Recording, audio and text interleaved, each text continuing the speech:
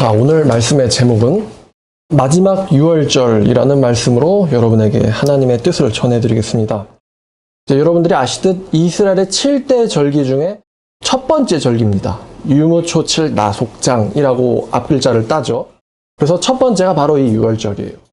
그럼 유월절은 이제 교회를 좀 다녔다 그러면은 다들 아세요. 왜냐하면 주일학교 설교에 자주 등장하거든요. 이스라엘 백성이 살고 있는 걔네들 핍박했던 애굽 백성들을 심판하시죠. 그러면서 첫째 아들 장자를 치시고 그 치심을 면제받고 구원받기 위해서 바로 양을 죽여서 문설주에다 피를 발랐어요. 내가 그 피를 보면은 넘어가겠다. 이게 바로 주의 유월절이다. 자, 출애굽기 12장 12절을 보면 멋있는 말씀이 있습니다. 내가 그 밤에 애굽 땅에 두루다니며 사람이나 짐승을 막론하고 애굽 땅에 있는 모든 첨난 것을 다 치고 애굽의 모든 신을 내가 심판하리라. 나는 여호와라. 참 멋있는 말입니다. 애굽의 모든 첨난 것을 치고 애굽의 모든 신을 심판하리라. 나는 여호와다. 여러분들이 아시듯 애굽의 10대 재앙은 애굽 사람들이 섬기던 그 우상들이거든요. 파리신, 태양신. 근데 하나님이 다 쳐버리잖아요. 심판하시면서 너네가 믿는 그 메뚜기신, 파리신 웃기지 마. 내가 다 주관한다 라는 것을 이 애굽 백성들한테 톡톡히 보여주신 거죠. 잊지도 않는 신을 내가 다 심판하겠다. 나는 유일신 여호와다. 멋있는 말씀입니다. 이 첫 번째 유월절 사건은 출애굽 당시인데 이제 연대로는 기원전 15세기 후반이에요. 그리고 이제 두 번째 유월절이 중요하죠. 두 번째 유월절이 이제 우리에게 있어서 중요한 두 번째 유월절이 언제냐? 바로 이 예수님 돌아가실 때죠. 예수님 돌아가신 날 33년, AD 33년 4월 3일, 이스라엘 니스안월 14일 금요일입니다. 이건 제 설교 들으신 분은 니스안월 14일 금요일이 온다는 게 얼마나 중요한 의미인지 토일 3일 만에 부활하시기 위해서 아실 겁니다. 그날도 유월절이었죠. 우연히 유월절이 아니라 하나님께서 전 인류를 심판하실 것을 예표하셨는데 사실 이 중간 두 번째 유월절, 이 두 번째 유월절에서는 하나님이 심판을 안 하세요. 왜냐하면 예수님께서 말씀하셨듯 인자가 온 것은 세상을 심판하려고 온 게 아니고 구원자로 온 거예요. 나는 구원자로 왔다. 심판주로 온 게 아니고. 근데 우리가 아까 사도신경 외웠듯 그분이 다시 오실 때는 저리로서 산자와 죽은 자를 심판하러 오시리라. 이게 마지막 유월절입니다, 이날이. 자, 이 두 번째 유월절에서는 구원하려고 오셨어요. 그래서 심판하려고 오시지 않아서 심판이 없었습니다. 다만 그날 누가 피를 뿌렸습니까? 아무 의미도 모르던 대제사장들 얘네들은 양이나 구워 먹었겠죠. 근데 그 유월절이 얼마나 중요한 것임을, 다시 말하면 우리가 믿지 않으면 구원받을 자가 하나도 없는 그 유월절임을 오직 여호와께서 아시고 우리 대신 달에다가 피를 발라놓으셨어요. 그래서 붉은 달이 떴었죠. 이건 나사 기록에도 남아있는 것이죠. 자, 그 다음에 이제 우리가 맞게 될 마지막 유월절, 요한계시록에는 유월절이라는 말이 안 나옵니다. 근데 유월절의 모티브를 그대로 가지고 있어요. 이 요한계시록이. 자, 첫 번째 유월절이 이제 모세랑 바로의 싸움인데 제가 또 바로를 알아봤어요. 좀 불쌍한 사람이죠. 이제 불쌍해요. 왜냐면 결국 질 싸움인데 끝까지 싸우다가 이제 아들을 잃었잖아요. 어차피 보내줄 걸. 진작 그냥 보내줘. 그러면은 여호와십니까? 이러면서 이제 바로 보내줘야 되는데 개기다가 끝까지 갔어요. 이분이 1453년부터 1419년까지 이집트를 다스렸던 이집트 18왕조의 아멘호텝 2세입니다. 아멘호텝 2세. 아멘호텝은 장자라는 뜻이에요. 근데 이 사람의 그 다음 때 파라오가 아멘호텝이 아니고, 아멘호텝 3세가 아니고, 투트모세 4세입니다. 왜? 그 사람은 장남이 아니라서 아멘호텝이라는 칭호를 못 받았어요. 그럼 장남은 어디 갔냐? 죽었어요. 제가 이 첫 번째 유월절과 두 번째 유월절과 이 세 번째 마지막 유월절, 아직은 배우시진 않았지만 마지막 요한계시록에 등장할 유월절에서 제가 여러분에게 공통점을 한번 좀 설명을 해드리려고 합니다. 첫 번째 공통점입니다. 이 첫 번째 공통점은요, 완악하다는 거예요. 완악하다. 첫 번째 유월절에서는 바로가 엄청 완악해요. 바로가. 성경에 보니까 출애굽기에 완악이라는 단어가 15번 나오는데 전부 다 바로랑 연결되어 있습니다. 완악한 거예요. 뭐 여러분들이 대략 이제 아실 건데요. 이 10대 재앙이 첫 번째는 나일강이 피로 되는 재앙이고, 두 번째는 개구리가 올라와가지고 막 온 궁에 판을 치죠. 세 번째가 이재앙이고, 네 번째가 파리재앙, 그 다음에 다섯 번째가 가축들이 다 죽어요. 여기서부터 이제 좀 재산상 손해가 일어나기 시작하죠. 애굽에 있는 모든 가축들이 다 죽어요. 그 다음에 여섯 번째는 종기재앙. 이 종기재앙 때 바로랑 맞짱을 떴었던 요술사들이 못 나와요. 같이 종기 걸려버려가지고. 그리고 일곱 번째 재앙이 이 불 섞인 우박이 우레와 함께 떨어지는데, 이것 때문에 들에 있는 것들이 다 죽죠. 초목들을 다 쳐버리죠. 그리고 이 여덟 번째 재앙이 메뚜기 재앙인데, 앞에 재앙이 우박장에서 살아남은 식물들을 메뚜기가 싹 쓸어서 먹어버립니다. 그러니까 지금 얘네들은 지금 첫 번째로 가축이 다 없어졌고, 두 번째는 농경사회인데, 나일강의 그 농사는 잘 아시죠? 농경사회인데 식물이 다 없어졌고, 아홉 번째는 흑암재앙이죠. 그래서 다들 자리에서 아무것도 안 했다 그래요. 캄캄해가지고. 이 마지막 재앙이 유월절, 열 번째 재앙이 유월절 재앙이죠. 여기서 드디어 이제 장자들이 죽죠. 근데 이 장자는 그 집안을 대표하는 인물이기 때문에 장자의 죽음은 결국에는 전 인류를 죽이겠다라는 게 암시되어 있어요. 그럼 10대 재앙이 끝이냐? 그게 아닌 것 같아요. 얘네들이 한 번 더 심판받습니다. 어디서? 홍해에서 싹쓸이를 당합니다. 한 명도 못 살아남고. 그러니까 가축이 죽고, 식물이 뽑히고, 장자가 죽고, 마지막으로는 군대가 죽어버려요. 군대가 싹쓸이를 당합니다. 병거와 마병들이. 그러니까 이 이집트 제국이 정말 바벨론 저리가라 할 정도의 대제국이 될 수 있을 뻔했는데, 한마디로 당대의 최신식 무기를 싹 잃어버린 거예요. 식물도 싹 죽어버리고, 가축도 다 죽어버리고, 장자도 다 죽어버리고, 그래가지고 나라가 출애굽 사건 뒤로는 쇠락을 해버려요. 그 대제국이. 재밌는 게 출애굽기 9장까지는요, 신하와 바로들이 같이 완악합니다. 자, 33절에 모세가 바로를 떠나 성에서 나가 여호와를 향하여 손을 펴매 우레소리와 우박이 그치고 비가 땅에 내리지 아니하더라. 바로가 비와 우박과 우레소리가 그친 것을 보고 다시 범죄하여 마음을 완악하게 하니 그와 그의 신하가 꼭 같더라. 바로의 마음이 완악하여 이스라엘 자손을 내보내지 아니하였으니 여호와께서 모세에게 말씀하신과 같더라. 10장 1절부터 보니까요, 여호와께서 모세에게 이르시되 바로에게로 들어가라. 내가 그의 마음과 그의 신하들의 마음을 완강하게 함은 나의 표징을 그들 중에 보이기 위함이며, 내가 애굽에서 행한 일들 곧 내가 그들 가운데서 행한 표징을 네 아들과 네 자손의 귀에 전하기 위함이라. 너희는 내가 여호와인 줄 알리라. 모세와 아론이 바로에게 들어가서 그에게 이르되 히브리 사람의 하나님 여호와께서 말씀하시기를 네가 어느 때까지 내 앞에 겸비하지 아니하겠느냐. 내 백성을 보내라. 그들이 나를 섬길 것이니라. 내가 만일 내 백성 보내기를 거절하면 내일 내가 메뚜기를 내 경내에 들어가게 하리니 메뚜기가 지면을 덮어서 사람이 땅을 볼 수 없을 것이라. 메뚜기가 내게 남은 곧 우박을 면하고 남은 것을 먹으며 너희를 위하여 들에서 자라는 모든 나무를 먹을 것이며, 또 네 집들과 네 모든 신하의 집들과 모든 애굽 사람의 집들에 가득하리니 이는 네 아버지와 네 조상이 이 땅에 있었던 그날부터 오늘까지 보지 못하였던 것이리라 하셨다 하고 돌이켜 바로에게서 나오니. 자, 7절부터 이제 신하들은 좀 정신 차렸어요. 이 여호와랑 싸우면 안 됩니다. 바로의 신하들이 그에게 말하되 어느 때까지 이 사람이 우리의 함정이 되리이까. 그 사람들을 보내어 그들의 하나님 여호와를 섬기게 하소서. 왕은 아직도 애굽이 망한 줄을 알지 못하시나이까 하고. 이제 좀 보내주세요. 이거 메뚜기 들어오면 끝납니다 라는 거예요. 근데 바로가 아시다시피 완악했어요. 완악의 본질이 뭘까? 고민을 해봤더니요, 완악의 본질은 교만이에요. 교만. 내가 어디 바로인데, 내가 신의 아들인데, 내가 신인데 어딜 뭐 이스라엘의 하나님 여호와, 히브리인들의 하나님 여호와, 이게 다 요즘 무신론자들이 잘 쓰는 말이죠. 동방의 귀신 뭐 이런 말을 쓰더라고요. 그런 하나님 뭐냐? 나 듣도 보도 못했다. 근데 신하들은 깨달은 거예요. 이제 대결 구도를 펼칠 때가 아닙니다. 이제 돌아서야 됩니다. 만약에 메뚜기까지 와버리면 우리가 어떻게 될지 생각해 보소서. 애굽이 망한 것을 당신만 모릅니까?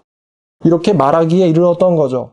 두 번째 유월절, 다시 말하면은 예수님이 돌아가실 때 유월절 날에는 누가 완악했느냐? 이 대제사장들과 바리새인들이에요. 이 사람들이 완악합니다. 여기 완악이라는 단어는 안 나오는데 완악의 내용은 나오죠. 마태복음 28장 4절에 지키던 자들이 그를 무서워하여 떨며 죽은 사람과 같이 되었더라. 돌무덤을 굴려놓은 천사를 보고 경비병들이 어떻게 됐느냐? 진짜 사시나무 떨듯이 굳어버렸다는 거예요. 천사를 보니까. 경비병들이니까 몸 좀 좋겠죠? 근데도 천사를 보고는 굳어버렸어요. 근데 이렇게 되기 전에도 예수님이 얼마나 많은 기적을 보이셨습니까? 요한복음 9장에는 실로암의 소경도 눈뜨게 했죠? 그리고 실로암의 소경이 눈뜬 거를 대제사장들은 다 알아요. 그의 부모를 불러서 확인했어요. 그래서 소경도 말하기를, 장님도 말하기를 사람의 역사가 시작된 이후로 장님의 눈을 뜨게 한 사람은 보지 못했다. 메시아라는 걸 증명하는데 소경도 믿는데 성경을 모르는 장님도 믿는데 누가 믿어요? 율법학자들이 안 믿어요. 그리고 아시다시피 예수님이 누구를 살립니까? 무덤에서. 나사로 살리죠. 그거를 또 누가 알아요? 이 대제사장 바리새인들이 알아요. 그런데 그러면 죽은 자를 살려? 절름발이를 일어나게 해가지고 네 상을 들고 걸어가라. 그러니까 얘네들이 다 안단 말이에요. 지난번에 한번 말씀드린 적이 있는데 얘네들이 얼마나 잘하는지 예수님이 3일 만에 부활할 거를요 제자들보다도 더 잘 믿어요. 그래서 무덤에다가 친히 임봉을 해버리죠. 경비병을 데려다 놔요. 근데 그 자리에 누가 하늘에서 내려옵니까? 천사가 나타나가지고 돌무덤 굴려버려요. 그거를 경비병이 봤다. 그래가지고 꽁자 빠져라 도망을 가가지고 바리새인님 이러면서 분명히 보고했을 거예요. 우리가 천사를 봤다고. 천사를. 내가 도망나고 전에 헐끗 봤는데 무덤 피해 있었다고. 이거 어떻게 된 거예요? 이렇게 얘기를 했을 텐데 그 보고를 받은 대제사장들이 뭐라고 말합니까? 돈을 줄 테니까 가서 제자들이 시체를 훔쳐갔다라고 속여라. 그 돈 받고 그렇게 하는 경비병들 나쁜 놈들인데 더 나쁜 놈들은 바리새인들, 장로들. 거기다 뇌물을 쓸 생각을 또 한단 말입니다. 율법학자들인데. 그래서 이제 얼마나 완악한지. 기적을 봐도 완악하고 죽은 거 살려도 완악하고 부활을 봐도 완악하고 이 완악이 정말 저도 이 정도 완악을 가지면 어땠을까라는 참 겁이 나요. 자, 근데 이 세 번째 유월절인 이 요한계시록 심판에서의 유월절 전에는요.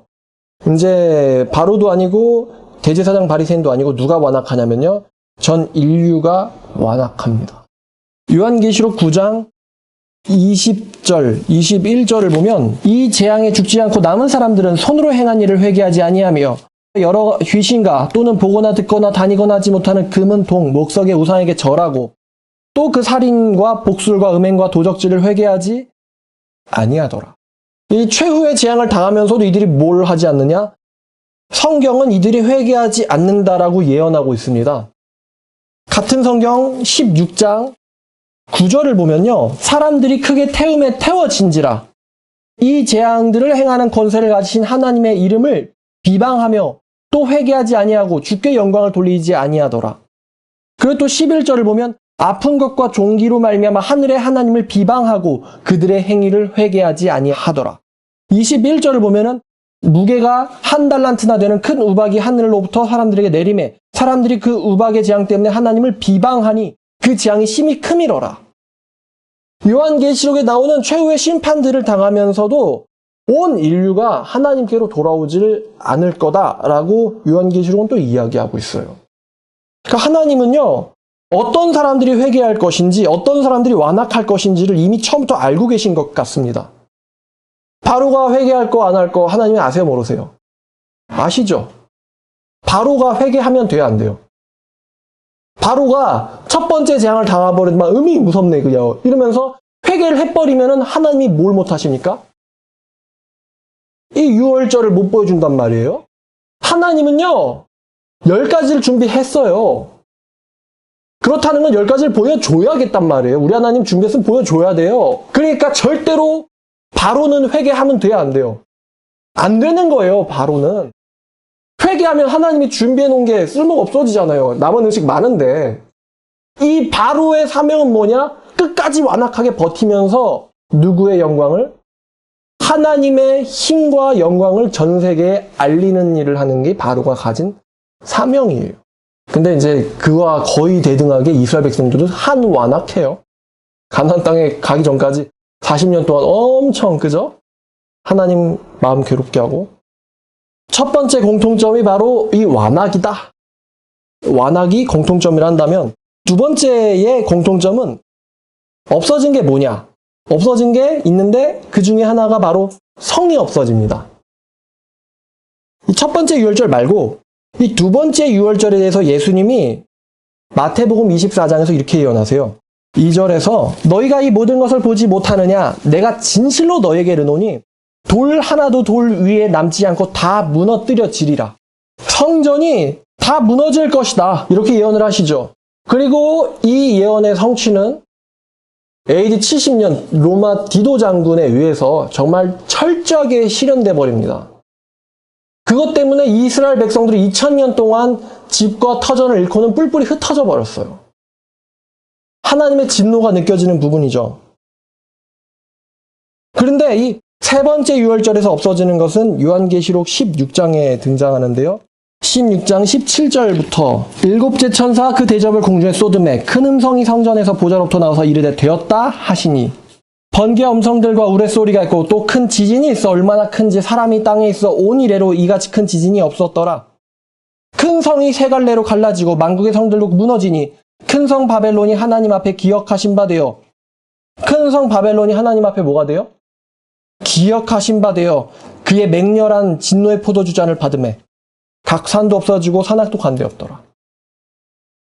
이 최후의 유월절에서는 바벨론 성이 없어집니다. 또 18장 21절부터 보면은 이에 힘센 천사가 큰 맷돌 같은 돌을 들어 바다에 던져 이르되 큰 성 바벨론이 이같이 비참하게 던져져 결코 다시는 보이지 아니하리로다.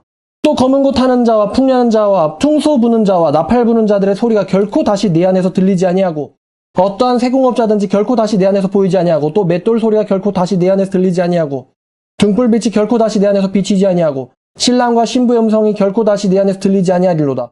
너의 상인들은 땅의 왕족들이라 네 복술로 말미암아 만국이 미혹되었도다. 선지자들과 성도들과 및 땅 위에서 죽임을 당한 모든 자의 피가 그 성중에서 발견되었느니라 하시더라. 이 마지막 유월절에 없어지는 건 뭡니까? 이 바로 바벨론 성입니다. 바벨론 성. 이 없어지는 게 또 있는데 제가 성경을 검색을 하다가 참 재밌는 놀라운 사실을 알아내는데 그 노예 생활하던 이스라엘 백성들 있잖아요. 이 노예 생활하던 이스라엘 백성들을 출애굽기에서는 하나님께서 그들을 가리켜서 군대라고 하십니다. 출애굽기 7장 4절에 바로가 너희의 말을 듣지 아니할 터인즉 내가 내 손을 애굽에 뻗쳐 여러 큰 심판을 내리고 내 군대, 내 백성 이스라엘 자손. 여러분 출애굽 당시에 뭐가 군대예요? 여호와의 군대가 뭐예요? 내 백성. 이스라엘 자손이 내 군대. 군대를 그 땅에서 인도하여 낼지라. 출애굽기 12장 41절을 보면요. 430년이 끝나는 그날에, 이 그날이라는 것은 여호와께서 정하신 기한이 있다는 거죠. 그 기한이 끝나자 여호와의 군대가 다 애굽 땅에서 뭐였다? 나왔다.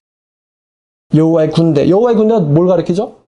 이스라엘 백성들 가리킵니다. 바로의 군대는 뭘까요? 바로의 군대는 이 병거와 마병이죠. 병거와 마병. 근데 이 바로의 군대는 어디로 갑니까? 출애굽기 14장 27절을 보니까 모세가 곧 손을 바다 위로 내밀어 새벽이 되어 바다의 힘이 회복된지라. 애굽 사람들이 물을 거슬려 도망하나 여호와께서 애굽 사람들을 바다 가운데 엎으시니 물이 다시 흘러 병거들과 기병들을 덮되 그들의 뒤를 따라 바다에 들어간 바로의 군대를 다 덮으니 하나도 남지 아니하였더라. 그러나 이스라엘 자손은 바다 가운데서 육지로 행하였고 물이 좌우에 벽이 되었더라. 그날에 여호와께서 이같이 이스라엘 애굽 사람의 손에서 구원하심에 이스라엘이 바닷가에서 애굽 사람들이 죽어있는 것을 보았더라. 애굽의 군대가 어디로 갑니까? 홍해 속으로 들어가죠. 홍해 속으로. 이스라엘 백성들은 여호와의 군대인데 여호와의 군대는 그 안에서 구원을 당하고 이 구원을 받지 못한 바로의 군대들은 홍해 속으로 수장을 당해버립니다. 자, 그러면 최후의 심판날에 이 여호와의 군대는 누굴까요?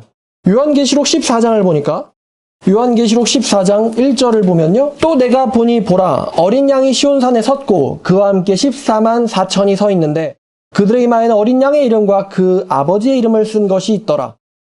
4절에 이 사람들은 여자와 더불어 더럽혀지지 아니하고 순결한 자라. 어린 양이 어디로 가든지 따라가는 자며 사람 가운데서 속량을 받아 처음 익은 열매로 하나님과 어린 양에게 속한 자들이니 어린 양이 어디를 가든지 어디로 인도하든지 따라간다. 다시 말하면 어린 양이 사령관, 그리고 이 어린 양을 따르는 14만 4천은 바로 여호와의 군대죠, 군대. 이게 지금 군대 모티브예요. 또 같은 성경 19장 14절을 보면은 하늘에 있는 군대들이 휘고 깨끗한 세마포로 옷을 입고 백마를 타고 그를 따르더라. 여호와의 군대가 누굴까요? 디모데후서 2장 3절에 너는 그리스도 예수의 좋은 병사로 나와 함께 고난을 받으라. 병사로 복무하는 자가 자기 생활에 얽매이는 자가 하나도 없나니 이는 병사로 모집한 자를 기쁘게 하려 함이라. 누가 예수 그리스도의 병사입니까? 성도. 너를 가리킬 때는 병사. 병사들이 모이면 군대. 그래서 군대 하니까 여자분들이 그럼 우리는 천국 못 가나? 여호와의 군대가 아닌가? 하실 텐데 아까 그 내 백성, 그죠? 출애굽 때 남자만이에요. 내 백성, 내 자손, 이스라엘 자손, 곧 내 군대. 신약의 참된 성도들, 곧 내 군대. 이렇게 연결되거든요.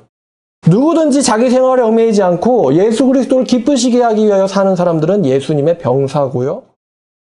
군대입니다. 여호와의 군대. 자, 여호와의 군대는 무엇을 상속받을까요? 바로 영적인 새로운 가나안 땅을 상속받겠죠.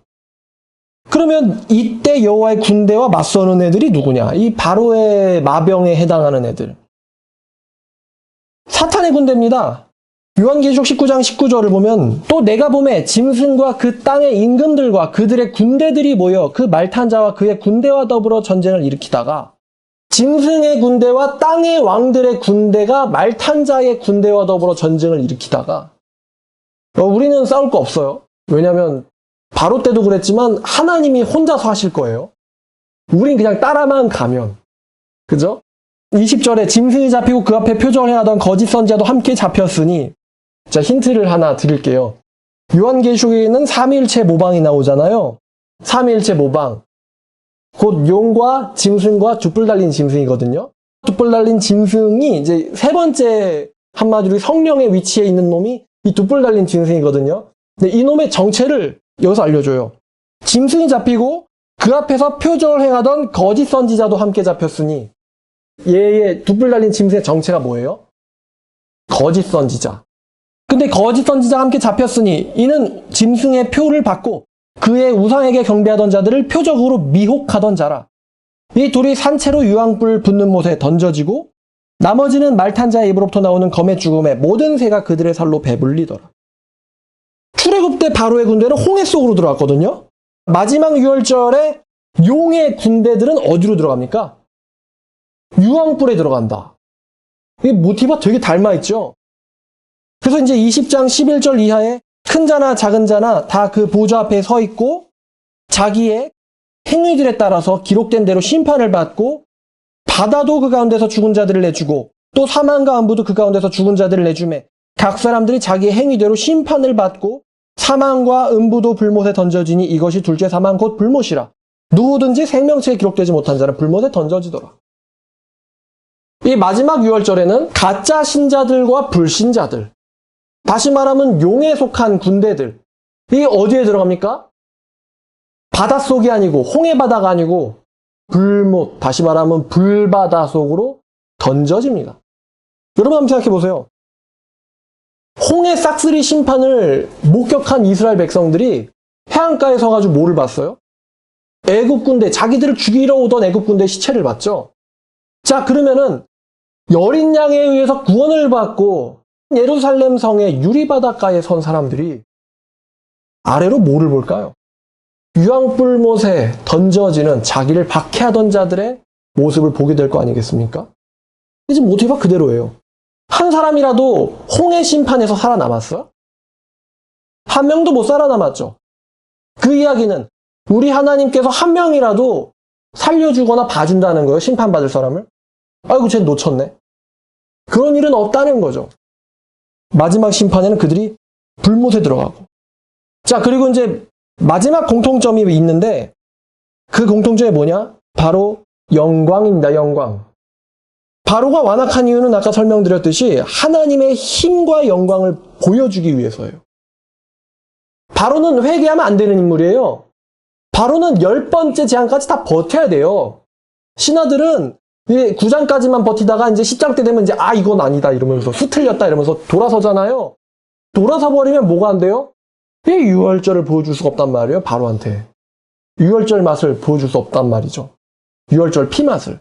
그래서 하나님께서 바로는 끝까지 완악하게 하시고 그 다음에 바로를 통해서 장자가 죽었을 때 이스라엘 백성들은 하나님께 무엇을 돌리느냐? 영광을 돌려요. 특별히 출애굽기 14장에는 하나님께 영광 돌린다는 말이 많이 나옵니다. 출애굽기 14장 4절을 보니까 바로의 군대가 다 엎어지고 나서예요.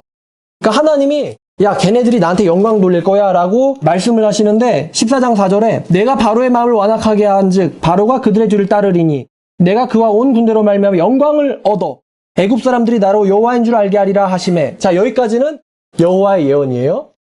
근데 이제 17절에 내가 애굽 사람들의 마음을 완악하게 할 것인지 그들이 그 뒤를 따라 들어갈 것이라. 내가 바로와 그의 모든 군대와 그의 병거와 마병으로 말미암아 뭐를 얻어요? 영광을 얻으리니. 그러니까 이 아이러니합니다. 저쪽에서는 전멸이 일어나고 있는데 이쪽에서는 하나님의 영광이 언급되고 있어요. 좀 소름 끼치잖아요. 이쪽에서는 학살, 이쪽에서는 영광. 내가 바로와 그의 병거와 마병으로 말미암아 영광을 얻을 때에야 애굽 사람들은 나를 여호와인 줄 알리라. 31절에 이스라엘의 여호와께서 애굽 사람들에게 행하신 큰 능력을 보았으므로 그 백성이 여호와를 경외하며 여호와의 그의 종 모세를 믿었더라. 그러면서 이제 15장 전체는 찬송하는 거죠. 그러니까 이게 인간의 인식의 한계입니다. 뭐냐면 여호와는 진작 이렇게 백성들한테 영광 받았어야 되는 존재예요. 여호와께서 진작 이렇게 여호와께 영광을 받았어야 되는 존재인데 뭐가 문제냐? 일단은 이 세상 사람들이 완악하고 그분이 절대 심판주인 줄 몰라요. 그리고 이쪽에서는 이스라엘 백성들이 완악해요. 이분이 절대 구원자인 줄을 몰라요. 그 이들을 박살낼 때 그제서야 이들이 이분을 보고 찬양하기 시작하는 거예요. 완악하니까. 선지자 엘리야가 갈멜산에 섰을 때 누가 여호와의 편에 서려느냐? 한 명도 안 튀어나와요. 완악한 거죠. 근데 엘리야를 통해서 이스라엘 백성들이 주 여호와 위대하시다, 위대하시다.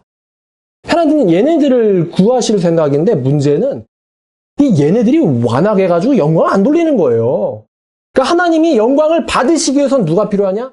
850명은 죽어야 돼요. 그래야 얘네들이 하나님께 영광 돌려요. 하나님 얘네들한테 영광 받아야 되거든요. 근데 얘네들이 완악해서 영광을 안 돌려요. 믿질 않습니다. 그러니까 애굽의 마병들은 죽어야 돼요. 그걸 보고는 얘네들이 하나님께 영광을 돌립니다. 하나님 우리 성도들로부터 마땅히 영광 받으셔야 돼요. 근데 우리가 우리의 삶 가운데서 세상이 우리를 힘들게 한다고 아니면 세상이 나보다 커 보인다고 하나님을 온전히 믿지를 못합니다. 그래서 하나님이 이들을 심판해야 돼요. 그리고 그제서야 우리를 통해서 하나님께서 영광 받으십니다. 평소에 영광 돌리시길 바랍니다. 그분은 마땅히 그럴 것을 받으실 자격이 있는 분입니다. 이 요한계시록 19장에 가면요. 최후의 심판입니다. 심판의 시작과 최후가요. 계속 반복돼요. 겹쳐가지고. 자, 18장 끄트머리를 보니까 아까 이거 우리가 읽었죠? 바벨론 성이 다시는 보이지 않을 것이다. 이 돌처럼 던져져서. 그러니까 바벨론 성을 철저하게 파멸시키고 나서 그 다음에 무엇을 받기 시작하느냐? 19장부터 백성들이 하나님께 영광을 돌리기 시작합니다. 이 일 후에 내가 들으니 하늘에 허다한 큰 무리에 큰 음성 같은 것이 있어 이르되 할렐루야 구원과 영광 능력이 우리 하나님께 있도다. 그러니까 이 19장 1절 앞까지는요. 천사들이 영광을 돌려요. 천사들과 내생물들과 천군 천사 24장로들이 영광을 돌리거든요. 근데 18장에서 싹쓸이를 하고 나서 19장에서는 이제 백성들이 하나님께 영광을 돌리기 시작해요. 여러분 이 구약의 재앙과 요한계시록의 심판과 영광 구조가 이게 여러분 닮아있다고 생각하지 않으세요? 요한계시록에서는 유월절이라는 말은 안 나와요. 안 나오지만 요한계시록 7장 14절에서는 그 사람들이 어린 양의 피에 자기 옷을 씻어서 희게 했다고 말합니다. 그럼 유월절 때 피는 뭐 하는 용도예요? 먹는 게 아니고 바르는 용도거든요. 근데 마지막 심판에서는 하나님의 백성들이 어린 양의 피에 자기를 뭐를 씻었다 그래요? 옷을 씻었다 그래요. 피에 옷을 씻었다. 그러면 옷에 뭐가 묻어 있겠어요? 피가 묻어 있겠죠. 피가 묻어 있을 거 아니에요. 그러면 그 피 묻은 옷을 하나님이 보시고는 뭘 하시는 겁니까? 유월하시는 거예요. 근데 어린 양의 피에 들어갔다 나오지 않은 사람들은 옷에 뭐가 없어요? 피가 없어요. 예수의 죽음이 묻어있질 않은 거예요. 그럼 그런 사람들에게 뭐가 임합니까? 불못이 임하는 거죠. 피 묻은 흰 옷이 마태복음에서 나오는 뭡니까? 예복이에요, 예복. 너의 예복이 없느냐?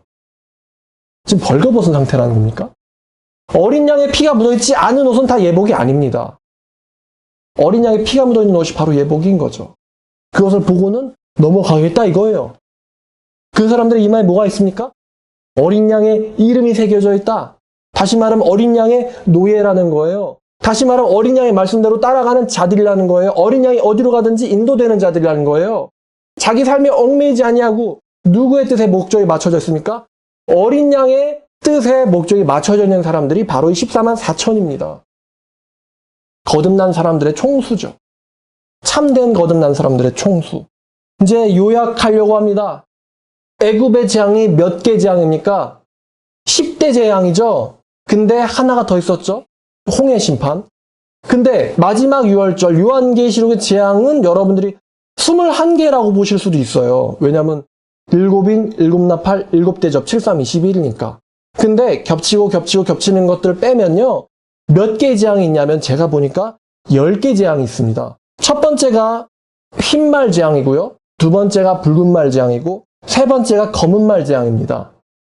네 번째는 청황말에 해당하는데 청황말부터 땅을 심판하시고 바다를 심판하시고 피로 만들고 배를 깨트리고 강을 심판하시고 해로 심판하시고 종기로 심판하시고 불과 유황으로 심판하시고 번개와 음성, 우레와 지직과 큰 우박으로 바빌론 성을 싹쓸이 하십니다. 요한계시록에는 심판 중에 21개를 겹치는 걸 빼면 10개가 남는다는 거예요. 근데 하나가 더 있죠. 백보자 심판이 하나가 더 남아 있습니다. 10대 재앙 뒤에 홍해 싹쓸이가 있었던 것처럼 10대 재앙 여기까지 애들이 회개해야 하네요. 회개하지 아니하고 하늘의 하나님께 비방을 한단 말입니다. 그런 자들에게 마지막에 뭐가 남아 있어요? 불못이 남아 있는 거예요. 불못이.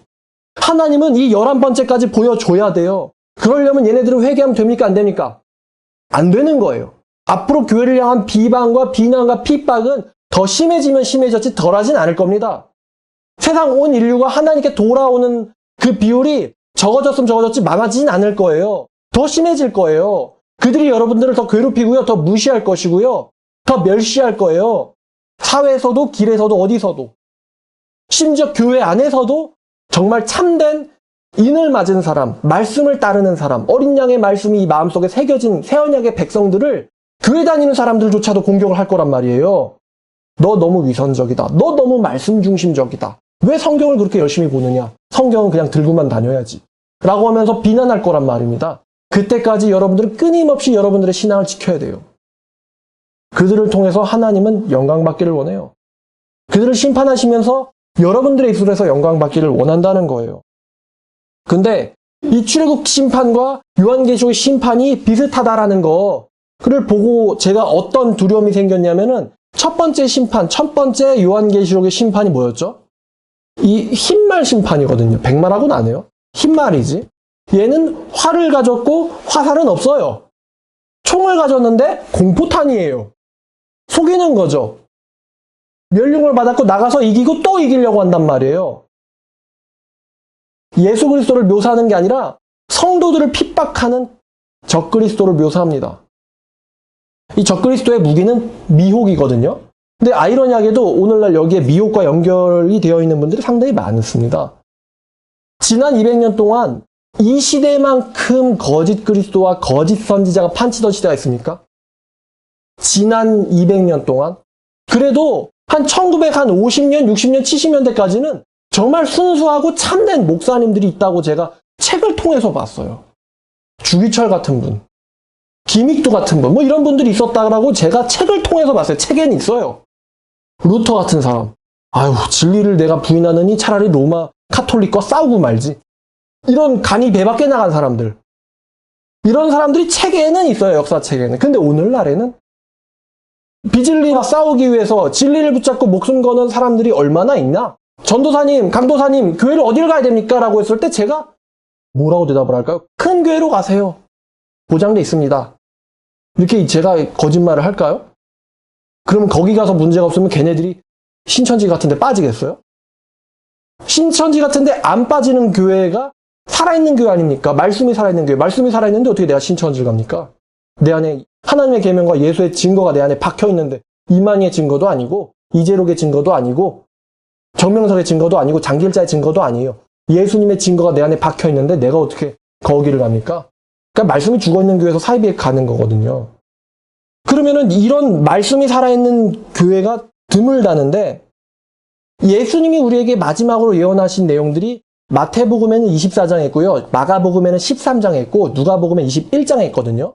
그런데 이제 예수님이 또 이렇게 따따따 너네들 뭐 조심해 이렇게 타타탁 열거를 해주세요. 근데 각 세 권의 성경, 마막, 룩, 이 세 권의 성경마다 약간의 차이, 그 기록에 대해서 약간의 차이는 있는데 첫 번째로 뭘 조심해 라고 말한 거는 똑같아요, 다. 사람에게 미혹을 받지 않도록 조심해라. 마지막 징조 중에 첫 번째 징조가 뭐예요? 거짓 선지자 조심해라. 거짓 그리스도 조심해라. 많은 사람들이 내 이름으로 와서 내가 그라 하며 때가 가까이 왔다 하겠으나 너희는 그들을 따르지 말라. 얼마나 미혹이 심합니까? 정말 미혹이 많습니다. 그리고 이단 사이비를 빼면요. 이 정통교회라고 하는 곳에서도 말씀을 받지 못해가지고 힘들다라고 하는 분들이 정말 많아요. 그러면 이 시대만큼, 이 21세기만큼 정말 참된 여호와의 말씀을 만나기 힘든 시대가 없다는 거예요. 뒤집어 말하면은 미혹이 엄청나게 심하다는 거예요. 여러분 가서 꼭 내가 예수야 라고 얘기해야지만 이단입니까? 솔직히 말해서 거듭남이 없는 곳이 이단 아니에요? 바리새인이 이단 아니었어요? 말씀을 백날 연구하면 뭐예요? 거듭남이 없잖아요. 네가 말씀 가르치는 선생, 이스라엘 선생으로서 이것도 모르냐? 거듭나는 것도 모르니 너? 그것도 모르고 도대체 여태까지 뭘 가르쳤니? 새 마음과 새 영을 주겠다고 얘기했잖아. 그게 내가 지금 너에게 얘기하는 거듭남이야. 너희 마음속에 내 계명을 영으로 새길 거야. 그게 바로 거듭남이라고. 그거를 몰라? 물로 씻음을 당하고 성령으로 다시 태어난 사람 아니면 하나님 나라 못 갈 건데 네가 이 가르침을 모르니? 이스라엘 선생인데? 오늘날 그렇지 않습니까? 거듭남을 가르쳐줄 수 있는 목사님들이 얼마나 있습니까? 거듭나는 게 이것이다. 여러분 태어나 보셨어요? 다 태어났으니까 여기 있죠. 태어난 경험을 갖고 계세요? 기억은 잘 없어요. 그 태어날 때 어떤 기억과 경험이었어요? 엄마의 그 양수 속이랑은 완전 다르죠. 태내 속이랑 달라요.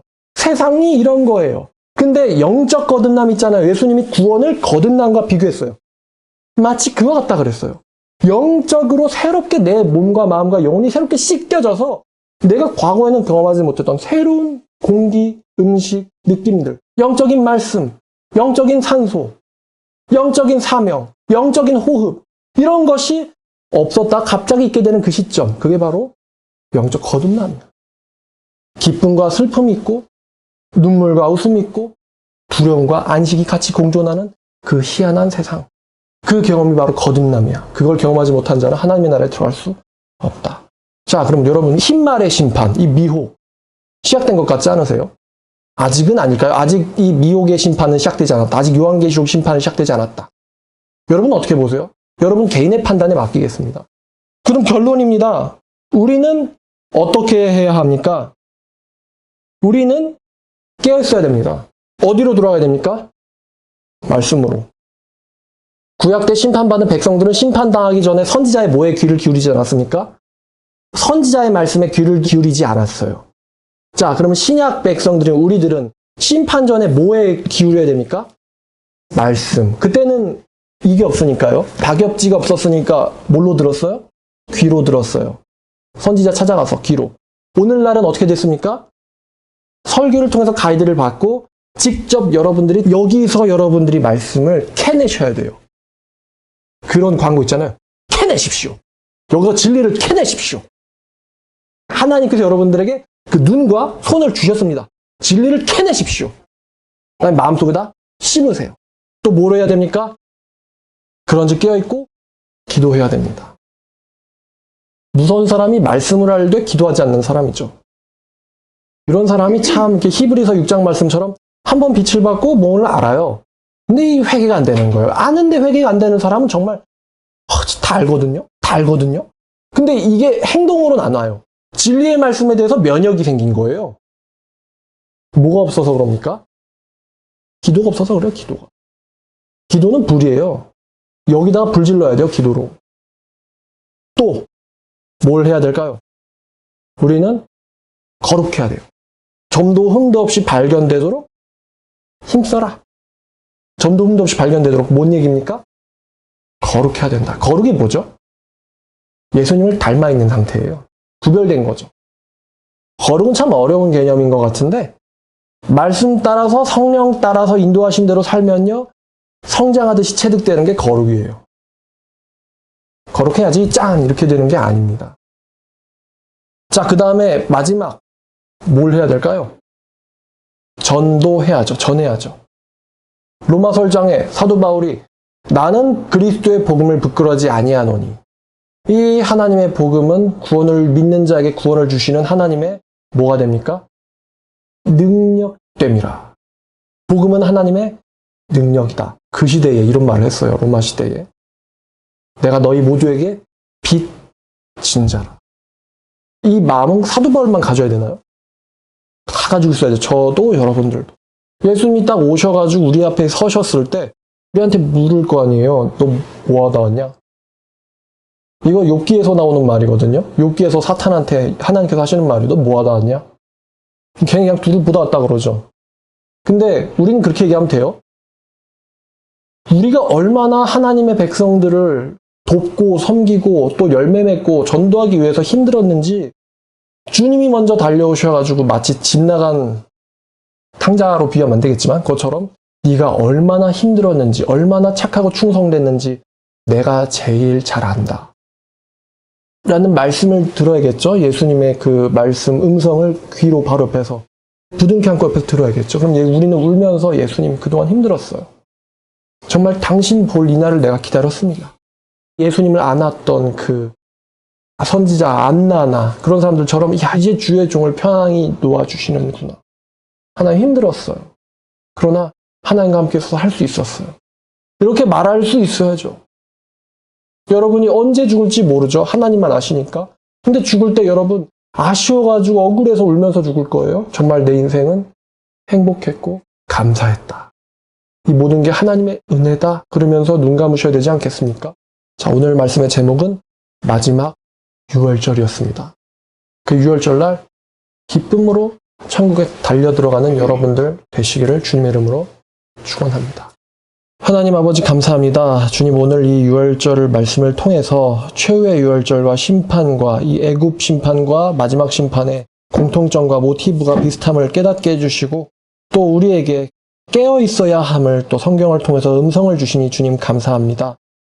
아버지 우리가 성경으로 더욱더 깊이 들어가며 이 시대를 분별하고 우리가 이 혼탁한 시대 가운데서 뭘 할 수 있고 뭘 해야 될지를 깨닫고 하나님께 붙잡혀 쓰임받는 주님 축복의 통로가 되기를 원합니다.